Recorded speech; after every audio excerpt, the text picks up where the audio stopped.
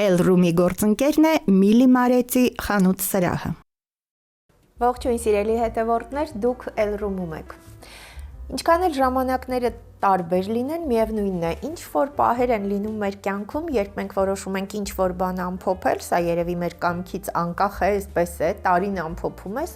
փակում ես հին տարվա դռներն ու ուզում ես բացել նոր տարվա դարպասները։ Փաստաբանի մասնագիտությունը տասնամյակներ առաջ երևի մի քիչ ուրիշ ձևակերպում կարելի էր տալ, բայց հիմա իրականում արդարության համար ու արդարության կողքին կանգնող այս մարդիկ իրականում շատ դժվար պիտի կարողանան իրենց հաղթահարել։ Մի քանի կարևոր արգելքներ կյանքում կարողանում են հաղթահարել։ Իսկ եթե նաև սրա հետ զուգահեռ կանայք են այս ոլորտում, այս դեպքում ամեն ինչ մի քիչ ավելի այլ է։ Պիտի կարողանաս պահես կանացիությունը, պիտի կարողանաս քեզ հայելու մեջ նայել, ինչպես ասում են, կարողանաս խոսքիդ արժեքը պահել եւ սրան զուգահեռ նաև արդարության կողքին լինել։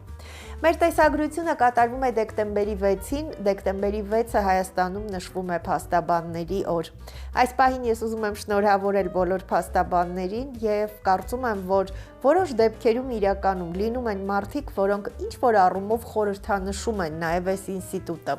Ես այսօր այս պահին ուզում եմ ինձ համար շատ սիրելի մարդուն նաև ձեր անունից ողջունել, փաստաբան, Հայաստանի Հանրապետության Փաստաբանների պալատի խորհրդի անդամ, Հայաստանի Հանրապետության Փաստաբանական ակադեմիայի գիտագործնական դեպարտամենտի ղեկավար Մարինե Ֆարմանյանին, իրականում եւ ձեր մարդկային տեսակը եւ ձեր պրոֆեսիոնալ այս տարբերվող նաև տեսակը միշտ եւ ուշադրության կենտրոնում է եւ ես շատ ուրախ եմ, որ կարողանում եմ, որ առիթ ունեմ ճանաչել ձեզ եւ առիթ ունենք այս տարիների ընթացքում շփվելու։ Մեկ անգամ եւս շնորհավորում եմ ու ինչքան էլ դժվար է մասնագիտությունը, այն իրականում շատ ձերն է։ Ողջունում եմ բոլորիդ, շատ շնորհակալություն հրավերի համար։ Ես էլ ձեզ եմ շատ սիրում, Լիլիթ ջան, շատ շնորհակալ եմ գնահատանքի համար։ Փաստորեն արդեն 100 եւ ավելի տարի այս օրը նշվում է Հայաստանի փաստաբանների օր, մեր տեսագրության օրը։ Այո, երբ որ 1918 թվականին Առաջին Հանրապետության հռչակումից հետո ձևավորվեց փաստաբանական կոլեգիան, այն ժամանակ իրավական ակտերը մի փոքր այլ էին, հիմք դրվեց Հայաստանում փաստաբանությանը, հետո արդեն սովետական խորհրդային տարիներին իհարկե իր կառուցվածքով վերափոխվեց, նորանկախ Հայաստանի իրավակարգի փոփոխության հետ զուգահեռ նաև փաստաբանության մասին օրենքը խմբագրվեց, վերափոխվեց եւ այս տարիների հեռավորությունից արդեն կարող ենք ասել, որ Հայաստանի Հանրապետությունը ունի զարգացած փաստաբանություն, ուժեղ ինստիտուտ, համարձակ եւ գրագետ մարդիկ, փաստաբաններ, որոնք համալրում են մեր շարքերը ամեն տարի պարբերաբար փաստաբանական ակադեմիան ավարտելուց հետո եւ մարտահրավերները փաստաբանության առջեւ այնպիսին են, որ մենք այլընտրանք չունենք ըստ էության, որովհետեւ ինչքան շատ են դժվարությունները, ինչքան շատ են խախտումները մարդու իրավունքների եւ առհասարակ մենք պիտի ավելի ուժեղ լինենք, հետեւաբար մեզ համար խնդիր ենք դրել, որպեսզի փաստաբանությունը էլ ավելի զարգանա եւ էլ ավելի գիտելիքահեն լինի։ Ասպարեզներ կան, որտեղ կանացիությունը պահելը, ամեն դեպքում այսպես զուգահեռ տանելը եւ մասնագիտականը ծանրաբեռնվածությունը եւ կնոջ, ասում են կին լինելն էլ է դժվար աշխատանք։ Այս երկուսը դժվար է։ Երբ տարին ամփոփում ենք, այսպես մի հայացք ենք գցում նախորդ տարվան։ Ինչպես եք գնահատում անցնող տարին երկու առումով, եւ կարողանում եք արդյոք այս տարանջատել այս երկուսի մեջ այդպես հստակ այդ բաժանարար գծերը դնել։ Տարանջատումը իսկապես շատ դժվար է, որովհետև հասցնել այդ ամեն ինչը ընկալել հենց այդ պահին իրականության մեջ իրապես դժվար է, բայց ես անձնապես փորձում եմ եւ այո հետ հայացք եմ գցում ամեն տարի հասկանալու համար թե մասնագիտական, թե անձնական ձեռքբերումները որքանով էին պլանավորվածին, հա, համահունչ կամ որքանով իրագործվեցին։ Իհարկե միշտ չէ, հա, որ գոհ կարող ենք լինել այն ծավալից, ինչը որ մանավանդ մենք կանայքս շատ բծախնդիր ենք, չէ, այդ հարցերում, գուցե եղել է այդ իրավիճակներ, երբ որ ուզեցել եմ, հա,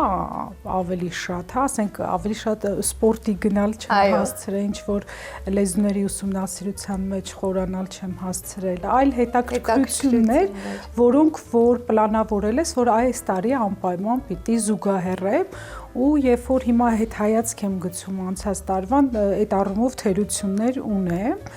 բայց փորձում եմ այդ ամեն ինչը համատեղել, ինչքանով է ստացվում, չգիտեմ, իհարկե, ցանկությունը իհարկե անպայման կա, որ եւ ներկայանալի արտաքին ունենաս եւ մասնագիտական ավելի լավ պատրաստվածություն եւ ավելի զարգացում ապահովես քեզ համար եւ նաեւ այդ անձնական կյանքում ընտանեկան իրավիճակներում կարողանաս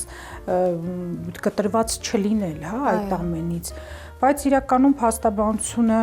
կնոջ համար դժվար մասնագիտություն է, բայց ոչ անհնարին։ Այո, բայց շատ անգամ իհարկե նաև մեզ կին լինելը շատ հարցերում օգնում է,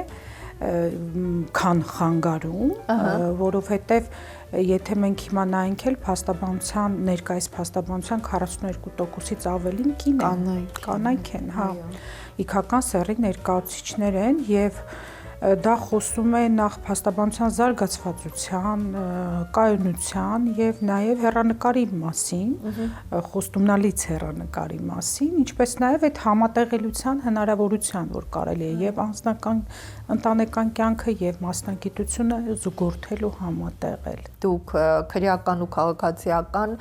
գործերով եք զբաղվում, բացի այդ ծանրաբեռնվածությունից նաեւ չնորմավորված աշխատանք օրվա բոլոր ժամերին, չնայած որ Մարինե Ֆարմանյանի դեպքում մենք հաճախ առիթ ունենում ենք տեսնել այսպես համապատրաստից ամենատարբեր, հա, փոքրիկ զրույցները, հարցազրույցները եւ միշտ կարողանում ենք նաեւ հիանալ ոչ միայն պրոֆեսիոնալիզմով, այլև իրականում միշտ խնամված, չնայած Մարինե, այստեղ բնությունը շռայլ է գտնվել, պետք է սա փաստել։ Փոխադարձ, հա, բայց եթե այդ խնամքի, հա, ցանկությունը կամ ուշադրությունը անձի նկատմամբ չլինի, ինձ մոտ օրինակ ինչ որ բան պակաս կլինի անպայման։ Սա իմ արարողակարգն է, անձնական, հա, անձիս վերաբերող արարողակարգն է, որը ես ամեն օր պլանավորում եմ, իհարկե չի լինում պլանավորել այս արթ ու զարդը ամբողջությամբ, երբ որ դու ասենք գիշերը լուսացնում ես դատական նիստերի դահլիճում, ենթադրենք կալանավորման գործ է քննվում եւ այլն, բայց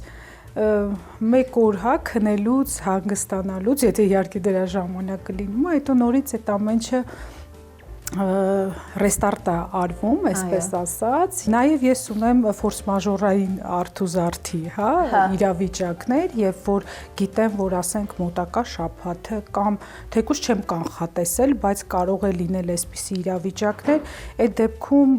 մտածում եմ որ հագուստը, որ հա հարդարանքի հետ, հա, ինչպես ընտրել, որ ամեն ինչ արագ լինի, այսինքն եթե ենթադրենք կես ժամ կամ 1 ժամ սովորաբար անհրաժեշտ է լինում, չէ, կնոջը հավաքվելու համար, ինչպես անել, որ այդ ամեն ինչը ֆորս մաժորային իրավիճակում անել 20 րոպեում, հա, մանավանդ որ հիմա Երևանը անմխիթար խցանումների քաղաք է դարձել եւ նաեւ այդ հանգամանքը դրա համար նաեւ այդ արթ ու զարդի պարագաները մի մասը տեղափոխվել է մեքենայի մեջ, հա, իրականում այդ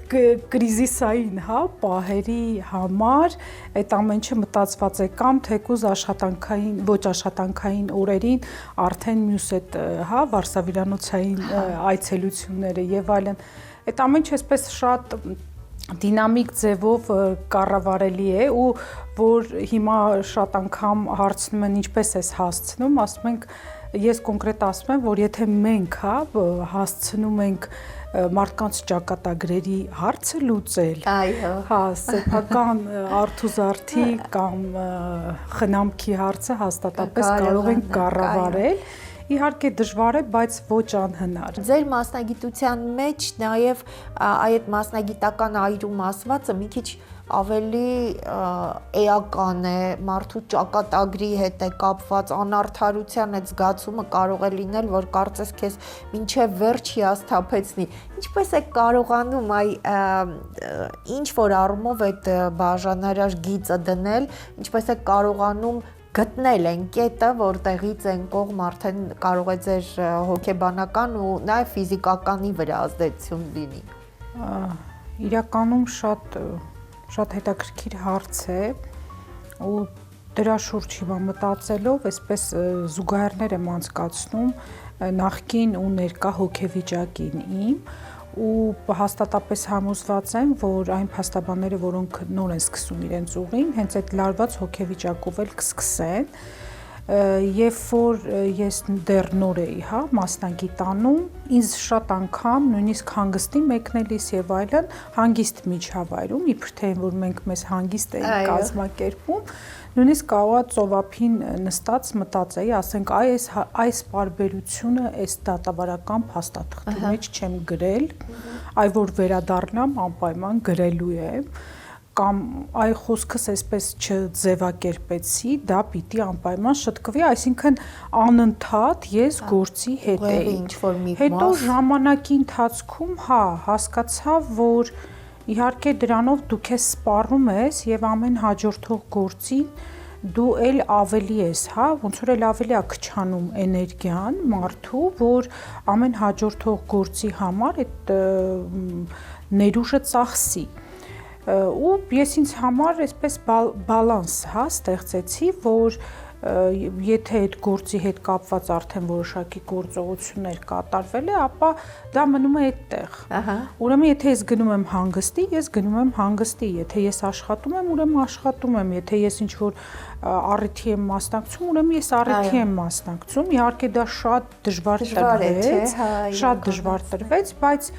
Հիմա կարողանում եմ այդպես անել, անկեղծ ասած, ինչքան գնալով դժվարանում է, մեր աշխատանքը, ինչքան փաստաբանության առջև ծառացած մարտահրավերները շատանում են, այդքան իմ հոգեվիճակը կայունանում է, ստրեսներին ավելի դիմացկուն եմ դառնում։ Ես դիմադրողականություն է ձևավորվում։ Այդ վերլուծությունը ինքս իմ մեջ արել եմ, որ ինչպես եմ ես այս ամեն ինչը հաղթահարում եւ այստեղ մի կարեւոր բանաձև կա, որ ախր մեր վստահորդները մեզանից 100%-անոց աջակցություն են ակնկալում եւ հոգեբանորեն եւ իրավական տեսանկյունից։ Իրենք մեզ դիտարկում են պրոֆեսիոնալ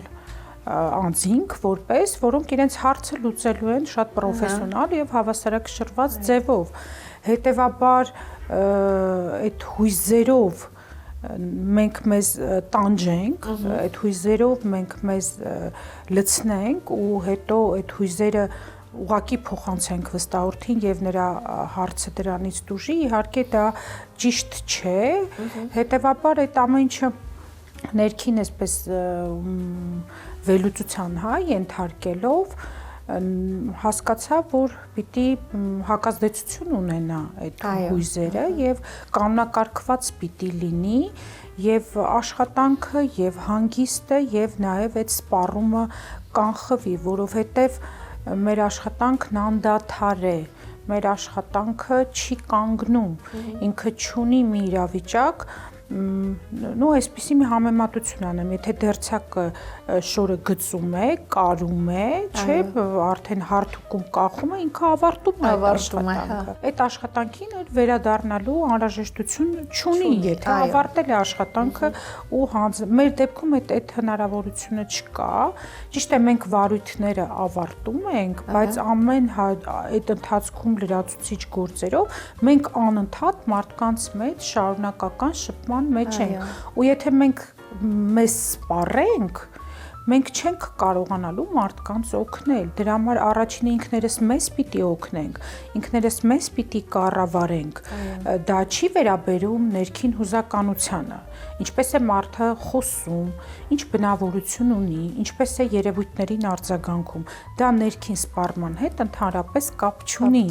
բայց ներքին սպառումը, ներքին ներուժը, էներգիան դիմացինի վրա ծախսելու բալանսավորված մոտեցումն է ու դա ենք մենք կառավարում։ Ես կոնկրետ փաստաբանական ակադեմիայում մեր նոր փաստաբաններին, որոնք ունկնդիրներին, որոնք պետք է փաստաբան դառնան, մշտապես ասում եմ, որ դուք ձեզ աշխատեք չսպառել եւ որքան էլ փաստաբանությունը հոգեբանության հետ անմիջականորեն կապ ունեցող մասնագիտություն է, դուք չվերածվեք ուղղակի ապրումակցողի։ Ես ներողություն եմ խնդրում, Արինե, շատ դեպքերում նաև վստահորդները, չէ, կարծես ակնկալում են այդ ապրումակցումը ենթագիտակցորեն առանց, այսինքն դրա մեջ հատուկ իմաստ դնելու։ Նայեք, ապրումակցումը պարտադիր է, որովհետև այսպիսի մի իրավիճակ կա,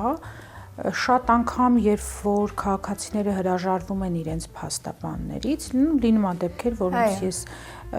ականատես եմ լինում կամ լսում եմ որոշակի իրավիճակներում, գործի բերումով, հիմնական դժգոհությունը ոչ թե պրոֆեսիոնալիզմինն է ուղղված, այլ հենց այդ ապրումակցման բացակայությանը։ Չապրումակցել չի կարելի, ուղղակի այդպես սառը, ինչ որ ընդունել, իրավական սուր պատասխաններ տալ, հնարավոր չի։ Դա փաստաբան վստահորդ հարաբերություններում բացառված բան է, որտեվ վստահորդը իր խնդիրը ունի եւ իրեն մոտ օրինաչափ զգացողություն կա, որ իր խնդիրն աշխարհում ամենամեծն է, եւ երբ որ այդ խնդիրը հանձնում է փաստաբանին լուծելու համար, նա փաստաբանին դիտարկում է որպես իր զինակից ընկեր այդ պայքարում, որպես իրեն պրոֆեսիոնալ աջակից եւ նաեւ հոգեբանորեն իրեն հասկացող անձ։ Հետեւաբար չապրումակցել չի կարելի, բայց այդ ապրումակցումը սպառման չպիտի գնա։ Այդ ապրումակցումը չպիտի լինի իրավական խնդիրները գրագետ լուծելու հաշվին։ Այստեղ շատ նուրբ եզր կա, որ եւ քո վստահորդը քեզ պիտի վստահի այնպես, որ որևէ կասկած չունենա, որ դու իր խնդիրը իրապես հասկացել ես, կարևորել ես եւ պատրաստական ես լուծելու, երբ որ արդեն գործը ստանձնել ես, ու այնպես չի ուղակի ստանձնել ես ստանձնելու համար, բացի դրանից վստահորդին պետք է հասկացնել, վստահորդին պետք է իրավիճակը ներկայացնել, որ այստեղ մենք գործ ունենք պրոֆեսիոնալ մասնագետների հետ, որոնք իրավական ճիշտ ճանապարհը գիտեն եւ միայն այսպես առօրյական լեզվով ասեմ, ախուվախ անելով, ասելով, վա ինչ վատ բան է եղել, այ քեզ բան ու էլ ոչ մի բան չանես կամ անես ինչ որ մակերեսային մի բան, բայց ամբողջ ժամանակը այդ ապրումակցման վրա ծախսես ու դու էլ սպառվես, իհարկե դա ճիշտ չէ։ Հետևաբար մեզ մոտ էլ փաստաբանական ակադեմիայում դասընթացներ կան, փաստաբաններն են վերապատրաստվում, նաև պարտադիր վերապատրաստման շրջանակներում, որ ինչպես ստրեսը կառավարեն, ինչպես մարդկային հարաբերությունները կառուցեն ճիշտ հենքի վրա, որ փաստաբան վստահորդ հարաբերությունները առավելագույնս արդյունավետ լինեն։ Ձեր խոսքը նախորդ անգամ էլ եմ ասել դատարանում իրականում շատ այսպես բացի փաստարկվածից, նաև կարծես այսպես ճիշտ շեշտադրումներով, դադարներով հետաքրքիր լուրջ ազդեցություն գործող, որտեղ խոսքը գործոն է ըստ էության այս դեպքում, բայց նաև հետաքրքիր մի առանձնահատկություն կա, այն իրավիճակում, երբ որ թվում է, որ ամեն ինչ բացահայտ է եւ անարդարության դեմ պայքարել արդեն իմաստ չունի, այդպիսի իրավիճակներ են լինում, չէ՞։ Այստեղ դուք իրավական այդ բոլոր կարևոր կետերը կարողանում եք նորից ի հայտ բերել, այսինքն կարողանում եք չհիասթափվել ու չկոտրվել, չհանձնվել, կարծես այսպես։ Դա գալիս է նրանից, որ ես հայրենը շատ եմ սիրում։ Այո։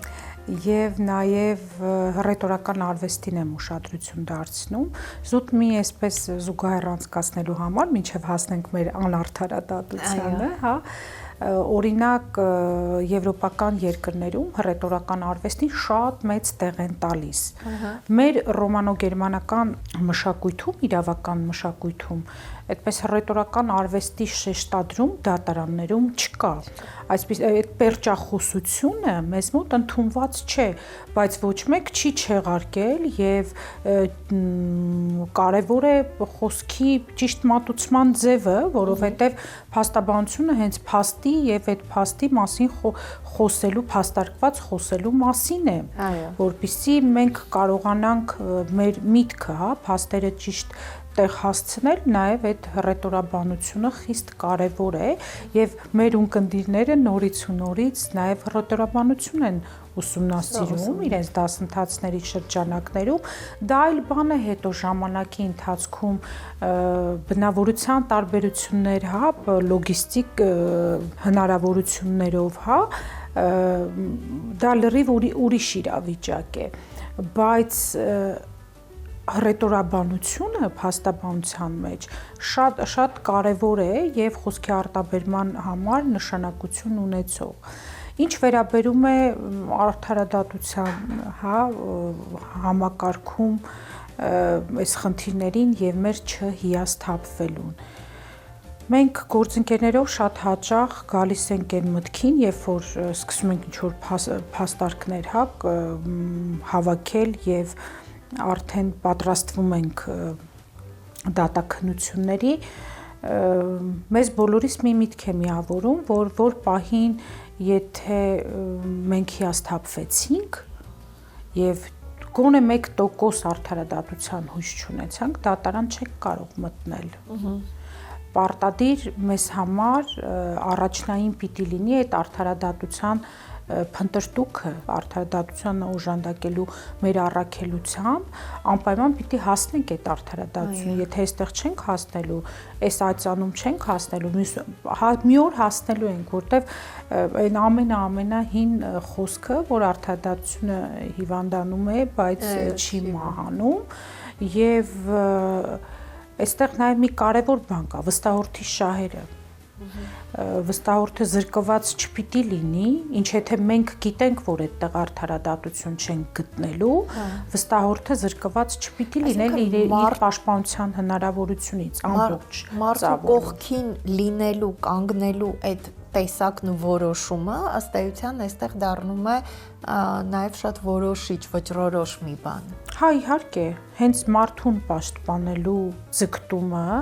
մարդուն իր պաշտպանության իրավունքից եւ իր պաշտպանական զենքերից չզրկելու, անկախ թե դու ինչ դատողություն ունես այդ process-ի մասին, ամբողջ ծավալով նրա պաշտպանությունը իրականացնելու նկրտումներն են մեզ մղում այդ ամեն ինչը կրկնել, պարբերաբար, այսպես ասել, նույն բանը չընկրկել, հա, չվհատվել, չտրտմել, չտխրել, որ այդտեղ արդարադատություն ենթադրենք չենք գտնում, Էլուր ենթադրենք ըստ էության փաստերը ունենք, հա, բազմաթիվ ցավոք այս տարվա ընթացքում, որ փնտրել ենք արդարադատությունը ու չենք գտել, ակնկալել ենք ու չի տեղի ունեցել, բայց ժամանակի ընթացքում, երբ որ արդեն մենք կգտնենք իրական արդարադատությունը, մենք գոհունակություն կունենանք մեր աշխատանքից, որ ենթադրենք տվյալ գործով արված է մեր պաշտպանյալի համար առավելագույնը։ Ինչ որ պահեր չեն եղել, որ մտածել եք ավելի լավ էր ուրիշ ուղղությամբ գնալ, ուրիշ մասնագիտություն ընտրել, օրվա ինչ որ զուտ կանացի հոգսերով զբաղվել եւ այլն։ Այդ միտքը ինձ մոտ տևում է 72 ժամ։ Ձերբակալման ժամանակահատվածն է, հա, որ Չէ, երբեք իրավաբանությունը այլ մասնագիտություն ունենալու մասին երբեք չեմ մտածել, այդ առանց սեթևեթանքի, առանց ավելորդ այդ մարդիկ, ովքեր ինձ ճանաչում են, հաստատապես կհասկանան, ինչ եմ ասում։ Ես ինձ ուրիշ մասնագիտության մեջ նույնիսկ շատ փոքր հասակից չեմ պատկերացրել եւ հաստատապես համոզված եմ եղել, որ ես իրավաբան եմ դառնալու։ Իսկ հետո արդեն իրավաբանության մեջ ամենաազատ, ամենաստեղծագործ ճանապարհն եմ ընտրել ու փաստաբանությունը ինձ համար իհարկե կենսակերպ է եւ եթե հոգնած եմ լինում ու ոչ թե մտածում եմ ես պիտի ուրիշ աշխատանք ունենա, ես մտածում ես որ ընդհանրապես չպիտի աշխատեի, բայց դա տևում է 72 ժամ։ Հա, արդեն երրորդ օրվա վերջում, ինձ մոտ բան է սկսում, այդ դեպրեսիվ վիճակ է սկսում հանգիստ վիճակից, իհարկե չեմ հիշում վերջի անգամ այդ 72 ժամը երբ է, տեղի կարճ 24 ժամ եւ այդպես էլ է, չէ՞ լինում ձերբակալումը։ Հիմա արդեն շատ ավելի կրճատվել են այդ ժամկետները, բայց տարիներ առաջ, երբ որ լինում էր այնպիսի հոգնած, ֆիզիկապես հոգնած կամ մտավոր հոգնածություն, որ ասում եմ, վայ ես էլ չեմ աշխատելու, դա 3 օր հետո, 72 ժամ հետո ինձ մոտ արդեն ստրես էր սկսվում։ Ինչքան էլ որ դժվար լինեն, ինչքան էլ շատ գուցե տոնական չեն լինում տրամադրությունները, բայց միևնույնն է, ինչ որ մի փուլ ավարտվում է, սկսվում է մեկ այլ փուլ։ Հիմա դուք նշեցիք այդ 72 ժամը, հոգնածությունից հետո 72 ժամ անցնում է, սկսվում է նոր փուլ եւ վստահ եմ, որ ավելի այսպես նաեւ եռանդով։ Փաստաբանի դեպքում տարին ամփոփելը մի քիչ տարբեր է։ Ես կուզենամ ձեր ներսում դուք ինչպես եք ամփոփում նախորդ որևէ ցիկլը, այս դեպքում տարին եւ ինչ կարելի է ակնկալել հաջորդից։ Տարին չենք կարող ամփոփել այն իմաստով, որ վարույթները տեղափոխվում են հաջորդ տարի։ Ես պատական այդ դերձակի աշխատանքի հետ, որ շորը կարում է, ավարտում է, կարող է մի կողմ դնել, նորը սկսել, չէ՞։ Այդպես չենք կարող պլանավորել, ասել, այս ամբողջ գործերն ավարտում ենք, նոր տարին սկսենք նոր գործերով, այդպիսի հնարավորություն չկա, որտեղ գործերը, դատական նիստերը, վարույթային գործողությունները, տեղափոխվում են մյուս տարի ու դու այդ գործերիդ հետ միասին այդպես շատ սահուն կերպով տեղափոխվում ես։ Նույնիսկ եթե մենք դատալեքս ուսումնասիրենք, դատական տեղեկատվական համակարգ պաշտոնական կտեսնենք, որ այդ գործերով անավարտ գործերը տեղափոխվում են հաջորդ տարի, այդպիսի նշում կա։ Եվ մենք սահուն այդ գործերը հավաքած տեղափոխվում ենք օրացույցով հաջորդ օրեր, այսպես ասած։ Իսկ անձնական ուրեմն պատկերացումներով, զուտ անձին վերաբերող ձեռբերումների կամ Աստված մի հայրացե կորուստների կամ խնդիրների հետ կապված, իհարկե հետհայացք գցում եմ ու ցավոք ես վերջի տարիներին այնպես չի որ շատ բաներ ենք ձեռք բերել, որտեղ անդադ հոգեպես լարված վիճակում ենք գտնվում երկրի հայրենիքի հետ կապված խնդիրներով եւ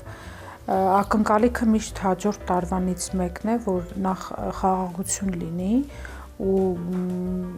ես կոնկրետ ինձ համար մասնագիտական իմաստով երազում եմ տեսնել լավ իրավակարգ Հայաստանում, իրավական երկիր Հայաստան, իսկապես իրավական։ Ես մասնագիտական առումով ինքս ինձ միշտ մաղթում եմ ավելի իրավական Հայաստան։ Մարինե, եւ ամփոփելուց առաջ ինչ որ այդպես սովորույթ ունեք կամ ինչ որ գուցե այդպես ինչ որ մի առանձնահատկություն, որով սովորաբար ճանապարհում եք տարին ու դիմավորում եք նորը։ Չէ երևի, ըստ իրավիճակի, եղել է տարիներ, որ ես հենց դատական նիստերի դահլիճում եմ եղել ու հաշված րոպեների ընթացքում եմ հասել տուն։ Այդ էլ լրիվ նորմալ վիճակ է, կարևորը որ խաղաղություն լինի եւ այսպես դինամիկ լինի մեր աշխատանքը, արդյունավետ լինի։ իսկ թե ինչ որ իրավիճակներ կլինեն, որոնք որ ըստ սովորույթի պիտի անել, մեծ հաշվով չէ։ Շնորհակալ եմ շատ, ես ուզում եմ, որ միշտ իրականում արդարության այդ զգացողությունը, որ ձեր մեջ կա եւ այսքան տարածվում է ձեր շուրջը, իրականում շատերին կարողանա ամենակարևոր բանը տալ, հույս, որովհետեւ ձեր կողքին մարդիկ իրենց ապահով են զգում։ Շնորհակալ եմ։ Շնորհակալ եմ, ես էլ թույլ տվեք շնորհավորեմ իմ գործընկերներին, նաև մասնագիտական տոնի առթիվ։ Շնորհակալություն բոլոր այն փաստաբաններին, որոնք իրենց ծանր աշխատանքով մեծ ավանդ են ներդնում փաստաբանության զարգացման մեջ, եւ մեր գործընկերներին մաղթենք արդյունավետ եւ աշխատանք եւ մեծ հաջողություններ։ Շնորհավոր ենք նաև առիթից օգտվեմ, շնորհավոր ենք նաև մեր հայրենակիցների գալիք նոր տարին եւ Սուրբ Ծնունդը, ինչպես նաև խոսքս եզրափակեմ հենց իրավական, ավելի իրավական Հայաստանի ակնկալիքով։ Սիրելի հետևորդներ, իրականում շատ հաճախ փաստաբանները մեր խնդիրը արդարադատությունն, արդարության կողքին կանգնելու այս պայքարում շատ ավելի առաջ են նույնիսկ վստահորդներից, առաջ են այն մարդկանցից, ովքեր պաշտպանության կարիքը ունեն, բայց սրա հետ զուգահեռ պիտի կարողանան այդ հավասարակշռությունը պահել, այսինքն եւ օգտակար լինել առանց բարձր բառերի եւ միևնույն ժամանակ կարողանալ կողքին լինել, հոգեբանի դեր տանել վստահորդի հանդեպ։ Գիտեք, բայց միևնույնն է, ինչ էլ որ լինի, մարդկային տեսակը միշտ շատ կարևոր է։ Մարդու ներքին արժեքային համակարգը, որը գալիս է գեներից, իր մասնագիտական պրոֆեսիոնալիզմով ի վերուստ է տրվում, սա շատ կարևոր մի բան է ցանկացած մասնագիտության տեր մարդու համար։ Եվ կարծում եմ, որ այս առումով իրականում մարդիկ կան, որ տարբերվում են։ Ու